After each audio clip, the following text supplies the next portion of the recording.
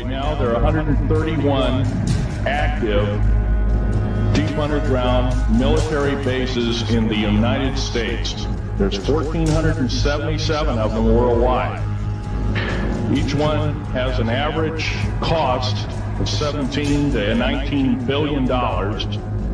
Each one is built in the site, it used to be, it'd take a year to 2 years to build each one, and now they're capable of building a couple of them a year with sophisticated methods. My colleague, Al Bielik, has actually been on some of the high-speed railways, the Magneto-Leviton trains that connect all the deep underground military bases within the United States. He's been on a Mach 2 train and floats off a single rail at a 3/4 of an inch off the rail, and is what you call high tech. We have nothing like this on the surface.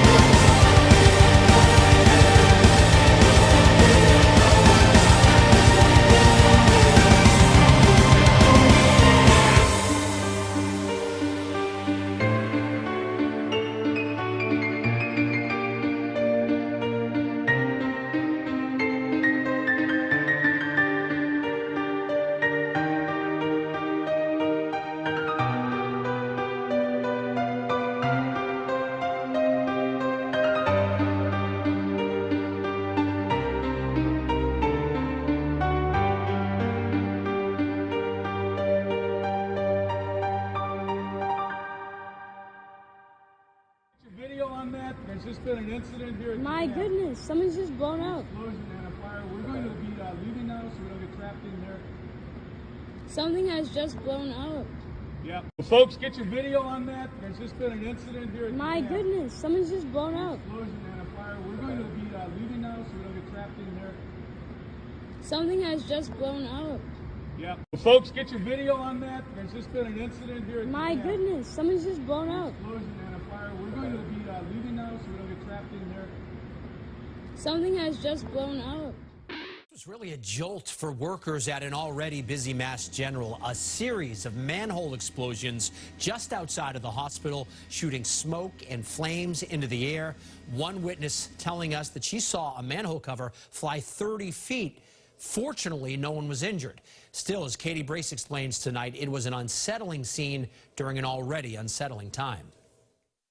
Two manhole explosions have closed this part of Charles Circle, and one of the manhole covers even hit the bottom of the T-bridge. Flames shot out of a manhole near the Charles MGHT station. Ashley Inman lives around the corner. It's a big explosion. You know, in this environment, it's coronavirus, you have no idea what's going on. Your immediate thought is something horrible is happening. Around 3:15 Wednesday afternoon, there were several explosions and fire coming from two manholes in Charles Circle. The area is next to MGH. Hospital operations were not impacted. The cap went 30 feet in the air. They don't want anybody in the line of fire, so stood a little bit longer and heard the fourth explosion. Since traffic is greatly reduced and few people were out, no one was injured. A few roads were temporarily closed and the Red Line bypassed the Charles MGH stop. Firefighters used a special extinguishing agent for electrical fires. It appears at this point that we had some sort of equipment failure, which caused the fire. The explosions damaged the road, making part of Charles Circle impassable. Ambulances are going another direction to the hospital until it's fixed. Because of this problem, a local school, the Liberty Hotel, and the T station have lost power. But Eversource brought in generators for those facilities. In Boston, Katie Brace, WBZ News. We're going down in there. Thought I'd take you guys with me into the cave.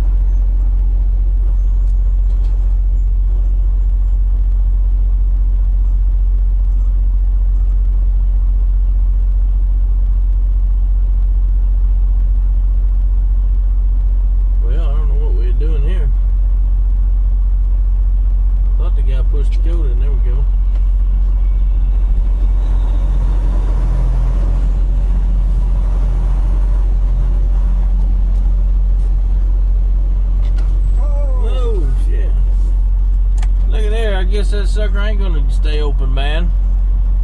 Holy hell.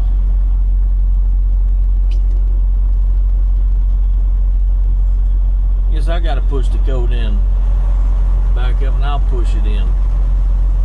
You'd think that sucker would stay open more than that, wouldn't you? Lord Jesus.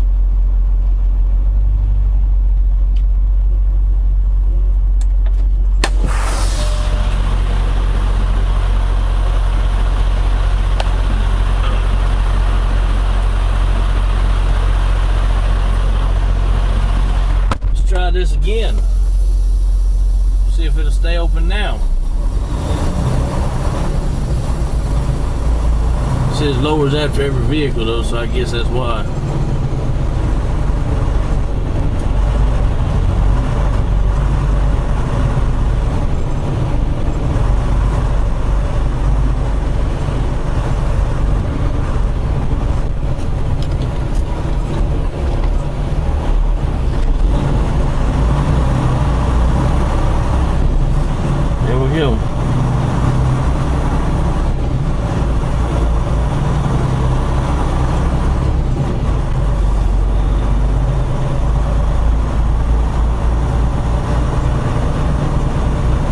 looking for door 37, 1037.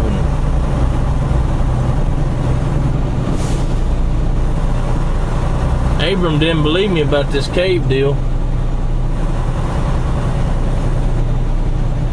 Believe me now, don't you?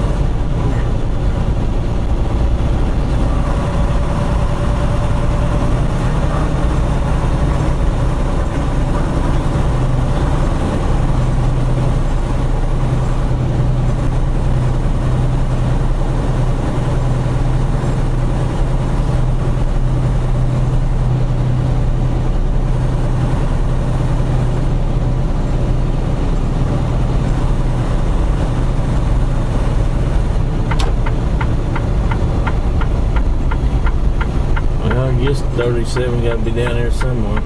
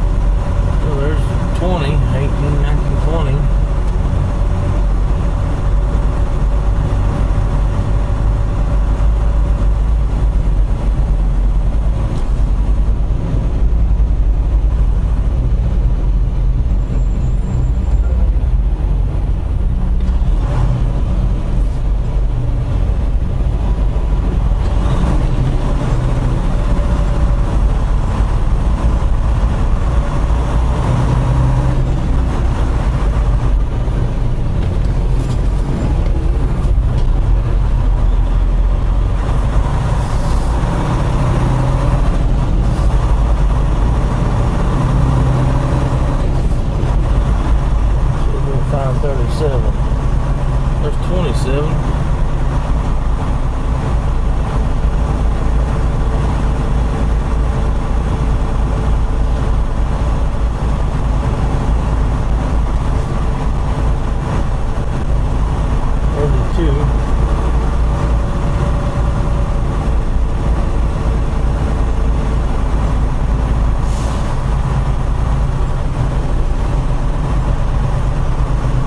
Right over here.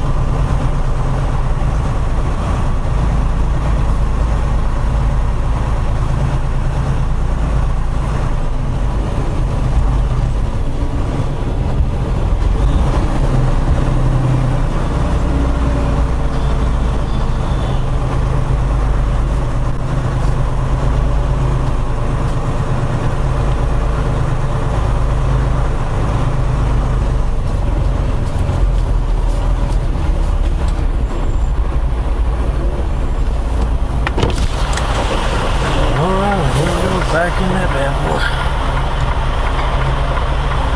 Ain't a lot of room in here, is there, Aiden?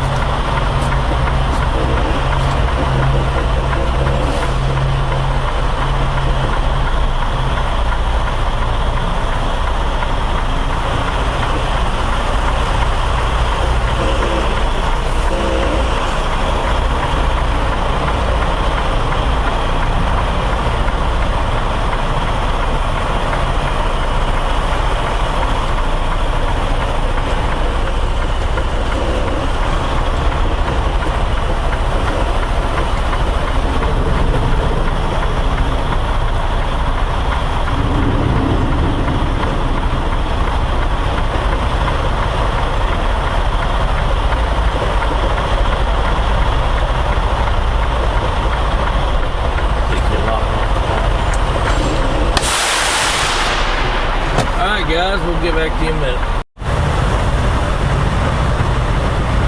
Springfield Caves right here, guys.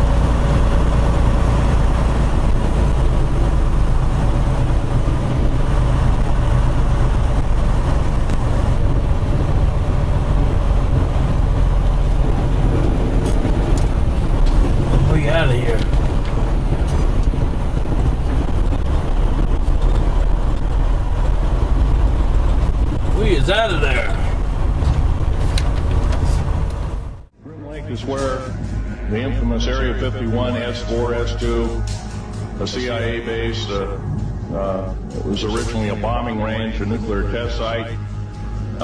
It was later become the most secret base in the United States. It employs over 18,000 workers who work in shifts at 12 hours at a whack. Most of them work in the cover of darkness, like us. We built out 9 underground military bases there, each with an average capacity capable of basically a city underground, roughly 4¼ cubic miles hollowed out underground.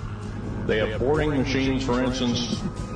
They don't bore, they literally vitrify and melt the rock, deflagrate the rock. It's a very sophisticated laser melting and deflagrating system. Reduces the rock to a powder and then melts the remaining rock as a coating on the inside of the base, so you don't have to use gunite, cements, and other kinds of things like that. That's all old hat now. Technology is just basically the new technology we get is the old hat of the military. Anyway, after we drilled all 4 holes, it was about 2 days to drill all 4 of them. And when you build an underground base, you drill 4 basic holes, and then you build called stopes or cross-member holes across, and then you use blasting equipment, special blasting equipment by the analyzation of the rock formation, and you literally blast out or tunnel out or deflagrate or melt rock out to build the large rooms that are required for this underground base. I was involved in building another base inside of Dulce, New Mexico, which is Los Alamos Laboratory. It's a biological laboratory. On the southwest part of the Archuleta Mesa, we built an underground facility, a better part of 3 cubic miles hollowed out underground. Then to the southwest of that, we were in the process of the early stages of building. We drilled 4 large tunnel-like holes. Some of them ran 2.5 miles under the surface. At that time, number of the original wells or drilling machines that were used were at the rate of 2 miles a day. Area 51 is only one base, one of the 131 bases. Of these 131 bases, I call Area 51 a mega base. It's got more than one base in it. It's Tonopah Test Range, Area 51, S2, S4, Groom Lake, and a host of others. Now, these mega bases are gobbling up our gross national product. Right now we're spending 28% of the gross national product on building underground bases solely. That doesn't count for the defense budget. That doesn't count for the spare parts budget. It doesn't count for any of that at all. And the black budget is dead wrong.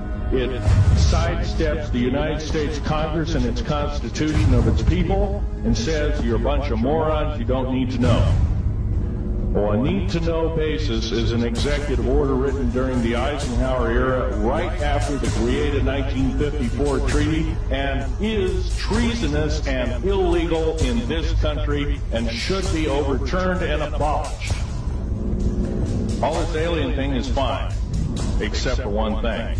Alien takeover is a serious threat. Kept totally out of the public view, off the surface, I'm sure the underground bases, without question, are being used as a place to house alien takeover. Alien takeover means the implementation of a one-world government.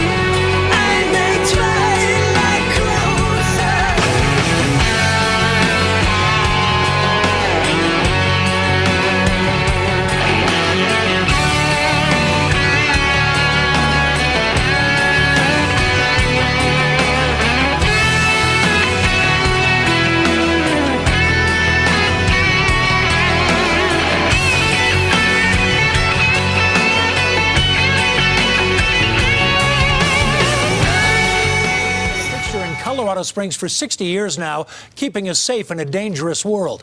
The North American Aerospace Defense Command just allowed its first tour in a decade. And tonight, our Michael Abeyta takes us inside Cheyenne Mountain. The tunnel to the base inside Cheyenne Mountain is iconic, but what goes on inside is top secret. It's been the subject of intrigue in popular culture for decades. You have to mix between, what you see on Stargate and what you see in the movies. But I tell you, it's pretty impressive. And while it was built in 1958, it's still probably the safest place in the world. That's because the base itself is a wonder of technology and engineering. When you walk through that tunnel, to come here and understand the scope and breadth of the vision of people in the 1950s to create this complex and know the protection it affords. Like I said, it's impressive. Cheyenne Mountain was bored out to create space to build an Air Force base inside of it. That means the base itself sits behind tons of solid granite. That's sufficient to sustain almost any blast.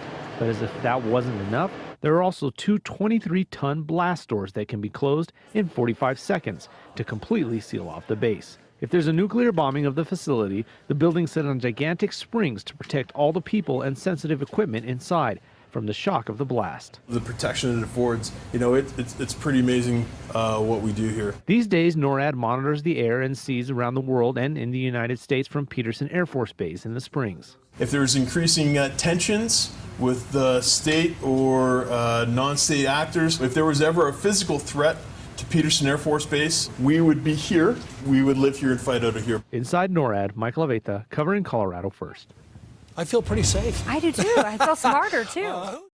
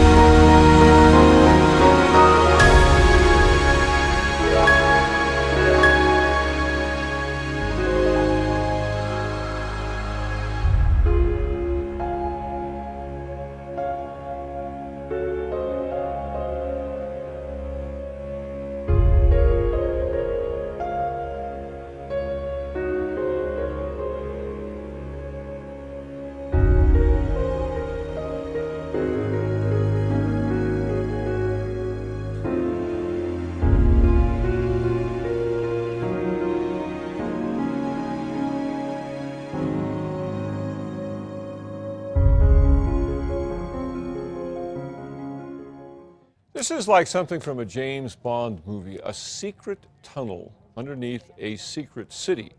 There have been rumors for decades about mysterious activity in a man-made cave hundreds of feet beneath Los Alamos. Well, the rumors are true. There is a tunnel. Tonight, News 13's Katie Kim is on special assignment inside the secret site that no outsiders have ever seen. It's been whispered about for more than 60 years. They would keep gold in there, and that's all I remember people saying. Something secret lies deep in the Los Alamos Canyon. I've heard about it, yes, but I don't heard know about it. Just that it exists. There was a rumor that there was a train in here because when you were up on top, you could hear sort of strange noises. From a passageway for a secret underground train to a mine full of precious metals, the stories of what was buried in the canyon were endless. And unless you worked at the National Lab, it's remained one of the best kept secrets in New Mexico since the 1940s. No one's been in this vault. The public has not been in this vault. There's been no media ever in this vault. Until now. Our cameras were given the very first look inside the carved out canyon rock. We are going in about 230 feet. Some call it the invisible tunnel. Very few people knew it actually existed, even though it sits in the heart of the city. Today, a popular city landmark marks the spot. We're pretty much underneath the McDonald's parking lot. Right in the center of Los Alamos, hundreds of feet below ground. The tunnel was built just as the Cold War began. The year was 1948. The atomic bomb is very dangerous. Since it may be used against us, we must get ready for it. A history lesson today, but in the late 40s and 50s, at the height of the Cold War, the threat of a nuclear strike was very much a reality. The entire town of Los Alamos was off limits back then. Visitors needed a government pass to enter and exit. And a lot of the 1950s buildings here in Los Alamos were designed with fallout shelters. The tunnel was built to serve as a safe haven in case of nuclear war. But in the meantime, lab scientists worked down here in secrecy, studying and developing new weapons, like the hydrogen bomb. And this underground tunnel was the first place in the country to store the parts for those weapons. In the earliest years of the Cold War, they didn't have a facility for that. So this vault was built specifically for those pits. Los Alamos Canyon provided the perfect hiding place. Because of the cliffs that we have here, the volcanic tuff, and the setup with the canyon walls. Plutonium pits and other weapons parts were flown into Albuquerque's Kirtland Air Force Base, then transported to Los Alamos and driven straight into the tunnel. It's a vault within a vault. The materials were stored in these 5 vaulted rooms. The federal government only recently declassified the tunnel because some of the old weapons parts remained in the vault as recently as last fall. Lab experts used them as teaching tools in the post-Cold War era. But Lanel historian Ellen McGee says the weapons parts kept here were so secret, they are still considered classified information today. No one could come down the canyon, so this was a top secret and very heavily guarded facility. The guards and weapons are now gone, and all that remains is an empty shell. But historians say the tunnel vault is still valuable for future generations. This facility is really symbolic of this early Cold War secrecy and security. That, to me, tells a story. On special assignment, Katie Kim, KRQE News 13. The feds have declassified the tunnel in order to cut the cost of maintaining the once heavily guarded facility. Historians hope to get it listed on the National Register of Historic Places, but there are no current plans to open it for public tours. It'd be cool to go down there and see that place. Very cool.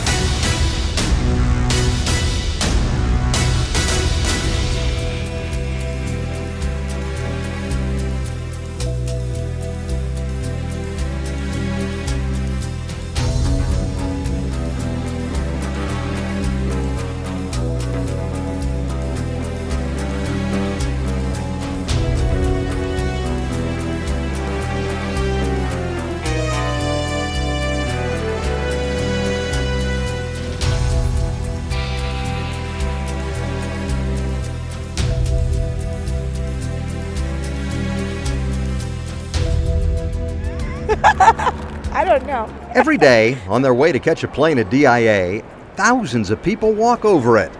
And they don't even know what's going on right underneath them. I wish I did. I have no idea. Deep down in the trenches, out of sight and mind, there is an underground city. And just like all cities, there's a freeway system. In this case, full of tugs, carts, and sometimes chaos.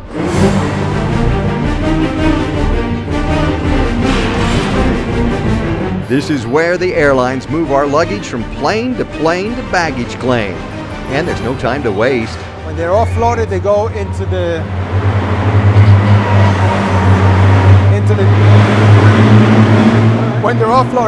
the dump belts.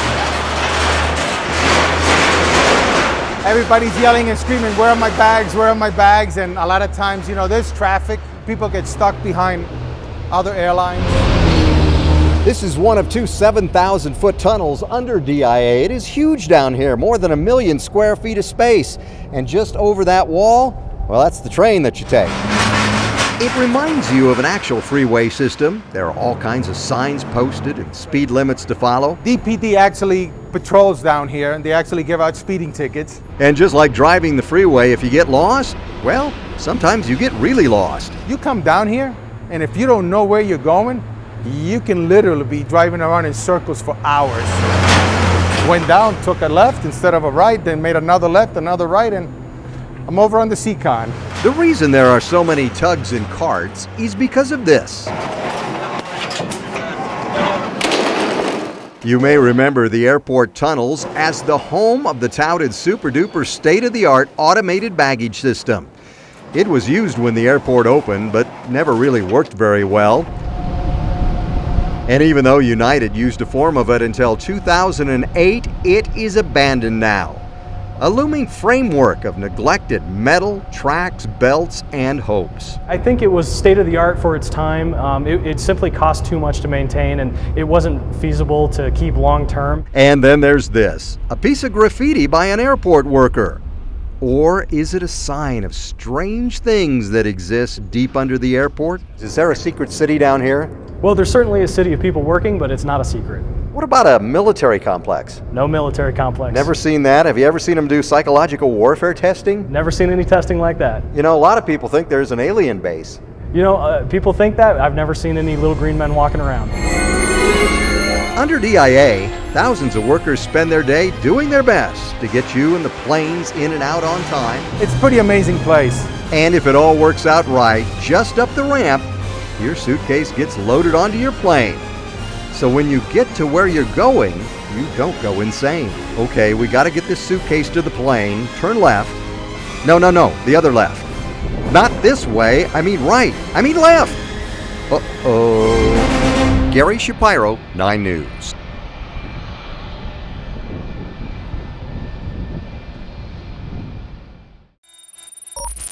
In a remote part of Afghanistan, a US military outpost.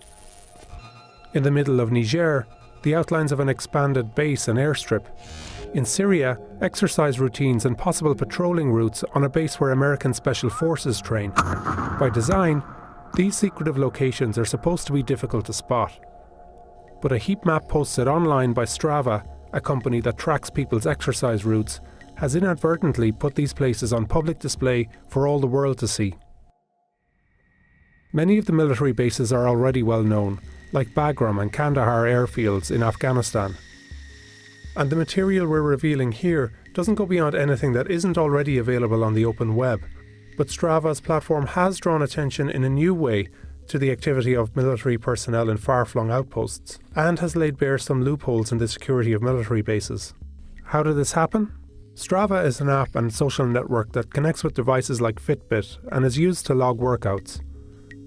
It's popular with US soldiers and others stationed abroad, and the Pentagon has distributed several thousand of them to its personnel. They use it to track their exercise routines and everyday activities, like walks or patrols. But it also tracks users' locations, and in November 2017, the company updated a map showing over 1 billion activities and 3 trillion GPS points. 20-year-old international security student Nathan Rooser was the first to point out how Strava's map could compromise operational security. The map alone doesn't show the complete picture, and its satellite images are outdated, but it does tell you where to look. So by combining it with recent satellite imagery and other reporting, we get a clearer sense of what's happening on the ground. Take this new US Air Force base in Sarin, Syria. The map shows workouts or walking routes, activities that provide a clear blueprint of the base. And by tracing the lines, we can follow soldiers to a newly set up helicopter pad. Here's what else we found. A new compound at a French military site in Mali. Strava highlighted the camp in the first place, and no other mapping platforms had marked the site. These US forward operating bases in Afghanistan.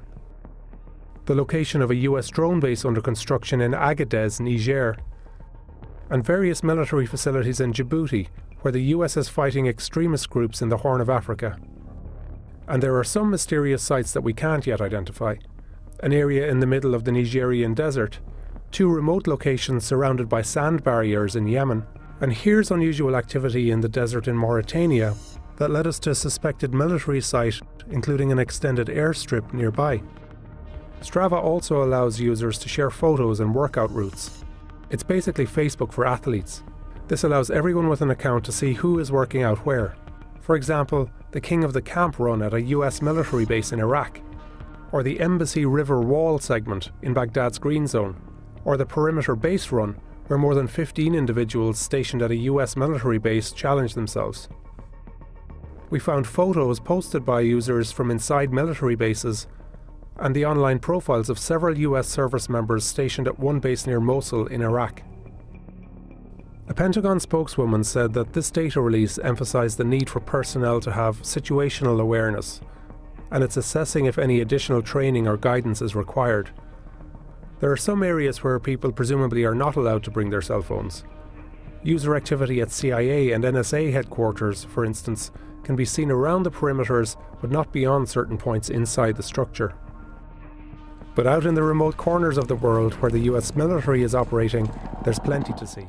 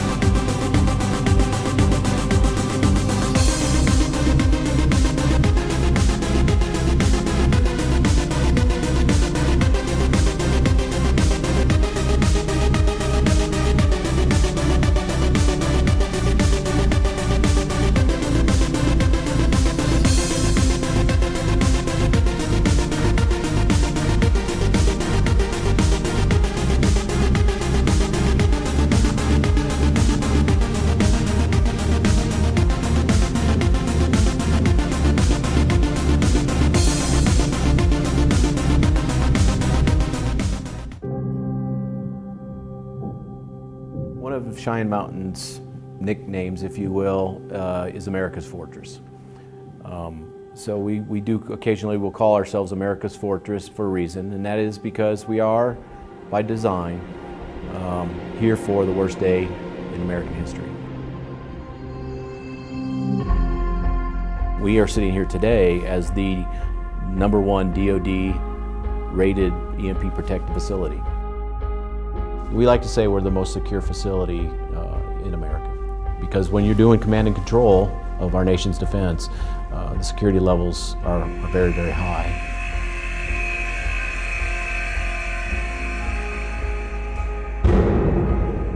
Hearing that thud of the blast door shutting, it leaves an impression on you that you're inside some place that not everybody can get to. Driving south of Colorado Springs, it looms in the distance. One of the most famous military bases in the world, Cheyenne Mountain.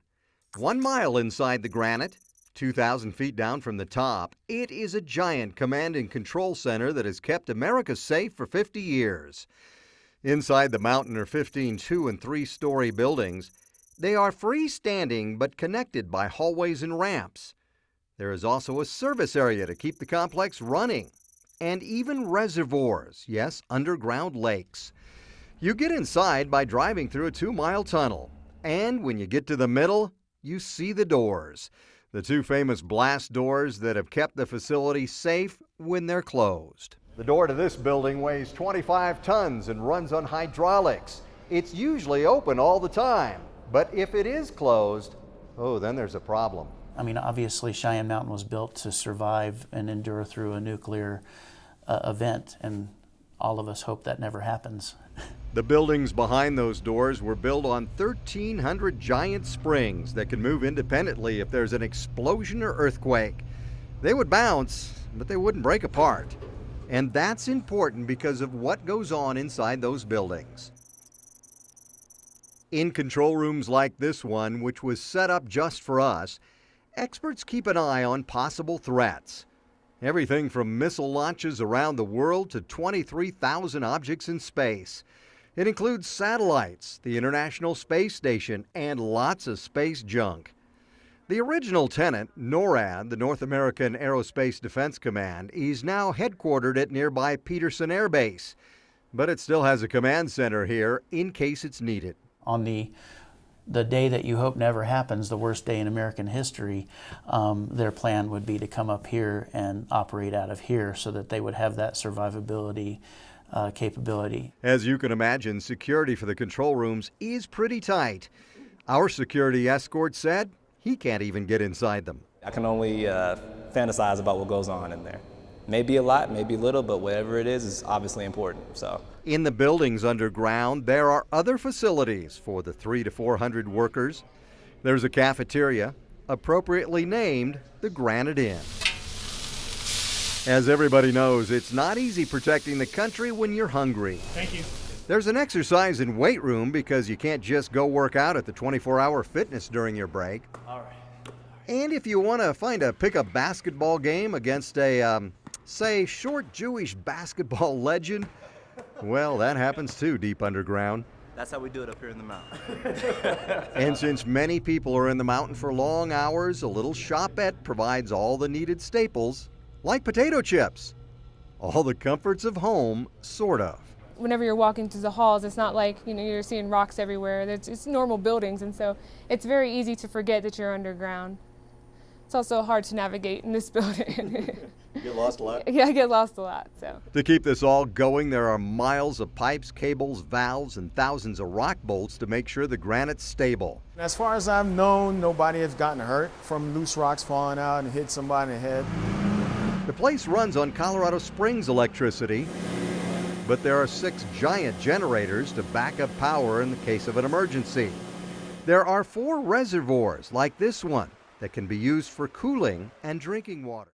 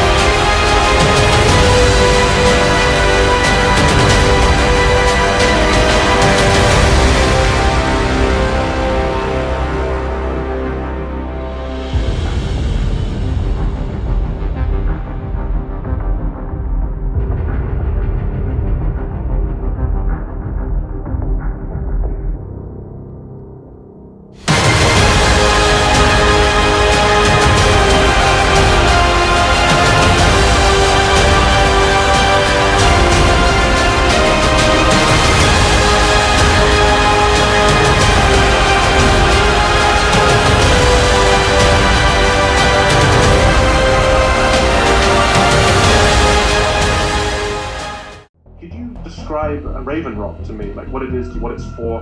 No. Raven Rock, like Area 51, remains one of the U.S. government's most classified installations. It's all part of a plan that was hatched 70 years ago. In the 1950s, the government came up with plans for a deep underground command center where the president and, a few hundred staff members not only could take shelter, but also could direct a nuclear war. The plan is called Continuity of Government, or COG. At any moment, we could see thousands of members of the government completely wiped out. But there's a secondary government, a shadow government that is ready to take over at a moment's notice.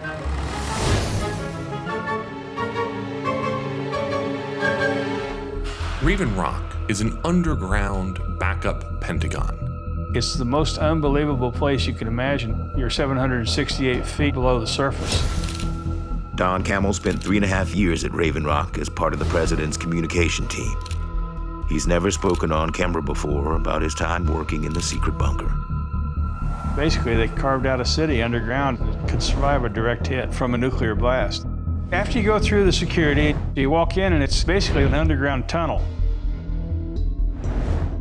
There's a blast door that was 3.5 foot thick that weighed 30 tons. You go through like an airlock, and they had 2 of those doors, and then you walk another half a mile. A half mile deeper into the mountain is the bunker itself. And you're going past 5 buildings. Those represent the 5 rings of the Pentagon. And each of those buildings are 3 stories tall, and they probably have 50 to 80 offices per floor. The buildings are mounted on springs to survive the shock waves from a nuclear blast. There's a common cafeteria capable of serving 3,000 people 3 meals a day for 30 days on lockdown. They had a barber shop in there with 1 chair. It's got massive reservoirs, generators, even a crematorium if needed, post office, medical facilities, and emergency command and communication links to the U.S. military all around the world. As part of the White House team, Camel had access to the most restricted part of the bunker, the presidential suite. The presidential suite is a very secure area. The other people in the site, they had no access, and they were very, very curious as far as what was behind the door. The presidential bedroom was, of course, a king-size bed. Then there was a separate kitchen set up in our suite to feed 30 or 40 people. The presidential office overlooked the war room, which had the same display that was a duplicate of what they had in the Pentagon. We would look down, and of course they'd look up, and they couldn't see through the glass because it was a one-way glass. To understand why these bunkers were created, you have to rewind to the 1950s. For some, it was America's golden age. But it was also the dawn of a ruthless fight for global supremacy. The United States and the Soviet Union stand on the verge of direct military confrontation, in which both sides built up an arsenal of spectacularly powerful weapons that meant the next World War would not last years, but minutes. There might be as little as 15 minutes notice of an attack that could wipe out much of civilization as we know it. And so the Eisenhower administration began an elaborate process of contingency planning. And if we only had a few minutes, then they didn't want to have any sort of layers of review or approval that would slow down the process of responding to a major emergency. To avoid mass panic, the U.S. government had created a nationwide civil defense program. We all know the atomic bomb is very dangerous. Since it may be used against us, we must get ready for it. Growing up in the 1950s, there were fallout shelters, places where you would go if the nuclear war occurred. And in those fallout shelters, there was water, there were prescription drugs. The notion really was that you could go there and survive. The government starts telling Americans that not only can they survive a nuclear war, but they could go on living their lives as long as they come together in an unquestioning mass. Duck and cover. This family knows that even a thin cloth helps protect them. Even a newspaper can save you from a bad burn. But while the public was being told to build shelters and duck under their desks, the government elite were going to hide under tons of rock and reinforced concrete. There was an awareness at the highest level of the American government that these civil defense drills were really window dressing. This was a massive, massive propaganda effort that bore almost no relationship to reality whatsoever. President Eisenhower knew that this was all bull. He said things like, if nuclear war comes, there aren't going to be enough bulldozers to scrape the bodies off the streets.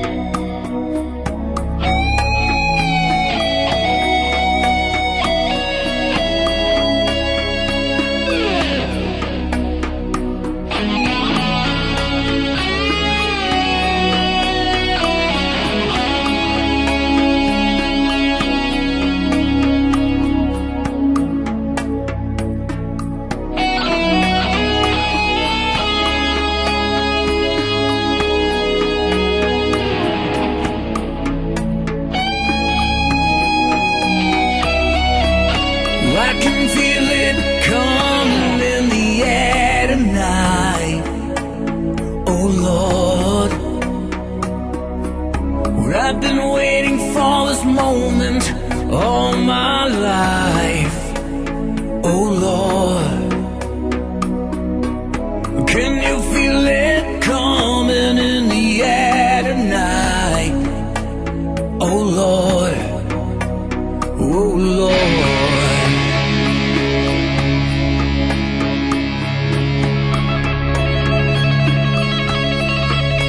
Well, if you told me you were drowning, I would not lend a hand.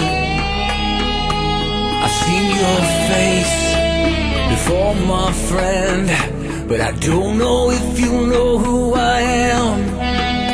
Whoa, I was there when I saw what you did. I saw it with my own two eyes. So you can wipe off that grin. I know where you've been. It's all been a pack of lies. Whoa, I can feel it coming in the air tonight. Oh Lord, and I've been waiting for this moment all my life. Oh Lord,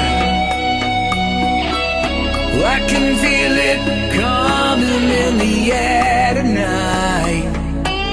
Oh Lord, I've been waiting for this moment all of my life. Oh Lord,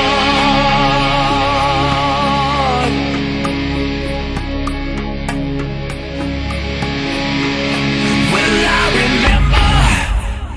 I remember, don't worry, how could I ever forget?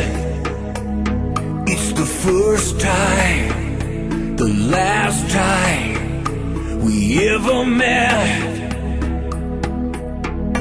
But I know the reason why you keep your silence up. No, you don't fool me, the hurt doesn't show. but the pain still grows. It's no stranger to you or me. I can feel it coming in the air tonight. Oh Lord, I've been waiting for this moment for all my life. Oh Lord, I can feel it coming in the air tonight. Oh Lord, and I've been waiting for this moment all of my life.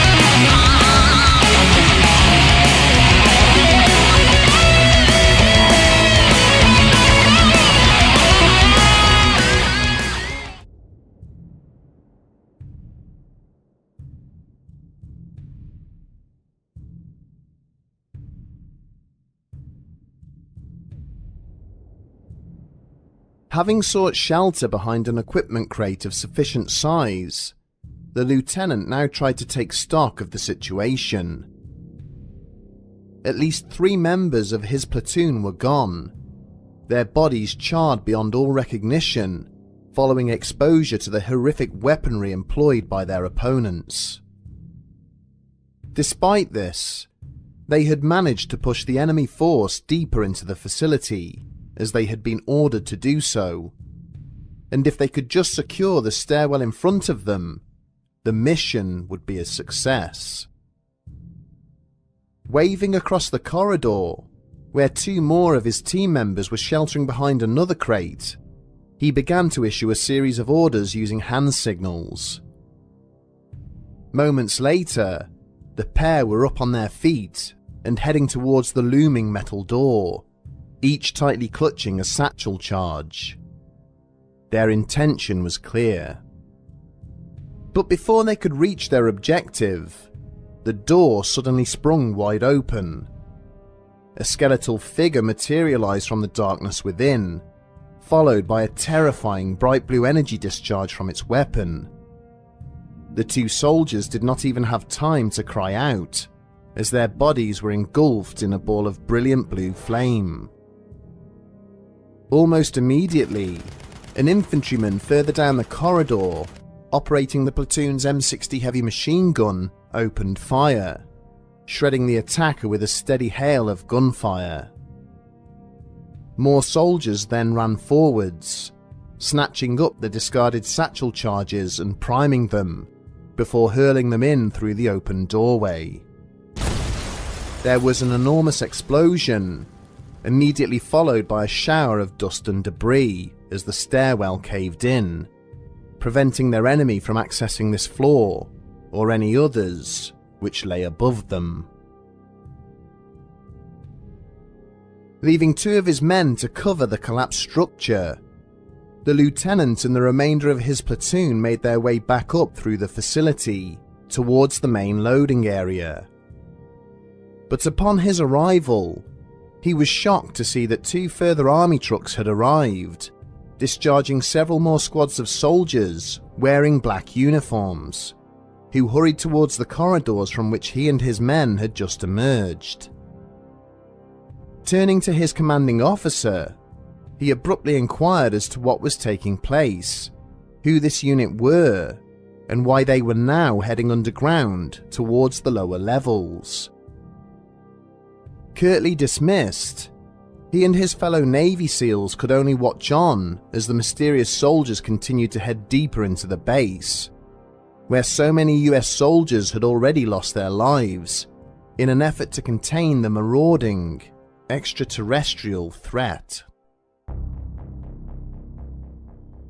During the summer of 1995, Phil Schneider gave a series of lectures across the United States, in which he went to great pains to highlight to his audience the dangers of what he was doing. He spoke of the murder of his close friend, which he alleged had been made to look like a suicide. Then he related various attempts on his own life and threats to harm his family in an effort to stop him from sharing confidential military secrets with the public. But Schneider explained that his love for his country superseded any thoughts for his personal safety, that the American people had a right to know the potential dangers which their government was hiding from them. He was a geologist that claimed to have worked in several government black ops projects, digging massive underground bases and tunnel systems, which he claimed was being used towards the eventual enslavement of the planet. Schneider went to engineering school and studied geological engineering and structural engineering that included aerospace and military applications. He trained in explosives and the effect of explosives on structures. He claimed that his first job with the Morrison-Knudsen Corporation, who specialized with construction of deep underground mountain or military bases, also called DUMBs. He claimed there were well over 100 of these subterranean facilities in the United States, and that they're all connected by high-speed tram or by regular underground highways. One of the more fascinating aspects to his story is that he discloses that his father was brought over to America from Germany during World War II and given a new identity to work in classified projects. While I must admit that parts of his story are hard to swallow, many elements of his biography, particularly in regards to being the son of an Operation Paperclip German scientist, are entirely plausible, and the manner in which he died was very suspicious and possibly involved foul play. I'm Phil Schneider. I worked 17 years for the United States government as a geologist and aerospace engineer as well as a structural engineer. I worked for such elusive occupations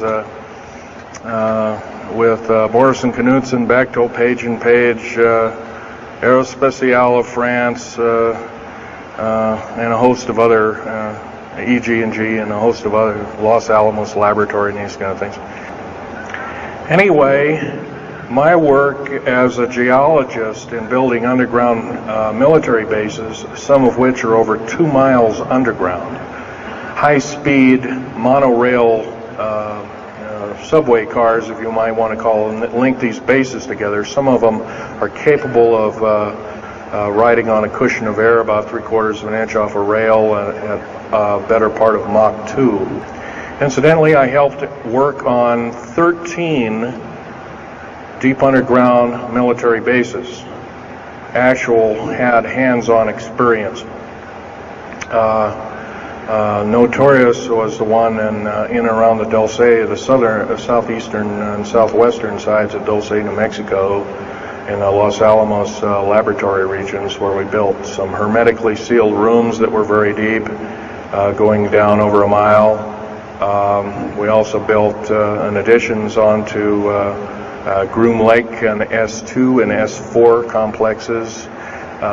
There are a total of 9 underground. They're called DUMBs. Like, you can learn a lot from this dummy, but DUMB stands for Deep Underground Military Base, and or a deep underground DUM2, for instance, is a submarine base, and I helped build a few of those too, which are off our continental shelves and then certain islands and out in the Atlantic and the Pacific in strategic locations. My father was a U-boat captain in Hitler's Navy, and he got captured and taken over. I didn't find this out until about 2 weeks before he died on his deathbed. He kind of told everybody in total shock. I was one of them. In fact, I didn't believe him. I thought he was kind of in delirium or something like that. And of course, other things have come up since. And so, anyway, he was captured by the French, turned over to the Third Army, U.S. Third Army, and then U.S. Third Army turned him over to the Navy. And he was a master machinist. Now, it's not a journeyman. A master means they can take a block of metal and make a gun or a watch or some other fine instrument. And he was a master machinist. He later became an MD doctor and part of the aerospace medicine group of the United States Navy. Was instrumental in helping build the USS Nautilus and its first nuclear-powered predecessor, the Enterprise, the first nuclear-powered aircraft carrier, and other ships like it. He pioneered all the ways in building very small and miniature nuclear engines, and he even helped work later on in his life. He helped develop the infamous grid bed nuclear motor, which is now employed in some things that look like flying saucers that people claim are flying saucers. Yes, we, in quote, the United States Air Force and other armed forces, are training other European forces to fly unidentified, or now identified, or, in quote, flying saucers. We've actually built several prototypes that are flying under names of black craft. My position as a geologist and engineer got me to see a lot of things in the world. I've been in over 70 countries. Also worked for NATO. I carried a level 3 security clearance with a rhyolite factor. Rhyolite is a hardened factor, only given out to a handful of civilians and maybe a couple of hundred military men worldwide. I thought I was doing the nation, United States, as well as the world a favor by, I thought I was kind of keeping my end up. Well, it didn't work out that way. By the way, I'm still a geologist, still do geological survey work. However, I don't work for the government anymore. I took my security clearance and all my government stuff and cut it up and sent it back to the, pardon my French, SOBs. When I found out that a number of these 131 deep underground military bases are being used to subvert the Constitution of these United States and its people. I says, that is enough. Yes, this gentleman over here. Speak up, please.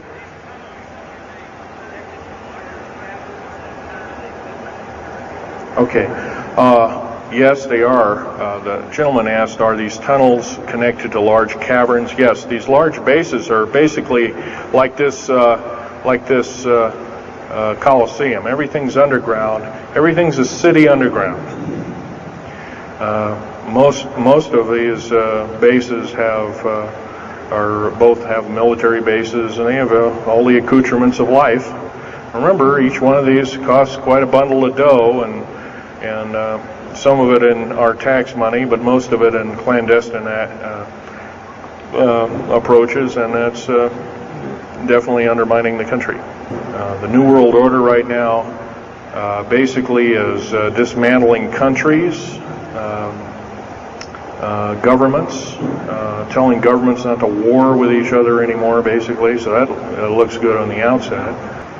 Of course, you've often heard of the term Global 2000, and that's a supposed sinister plot, or has been a group of sinister plots to produce biological weaponry to reduce or thin out the so-called ethnic cleanse the population of the planet.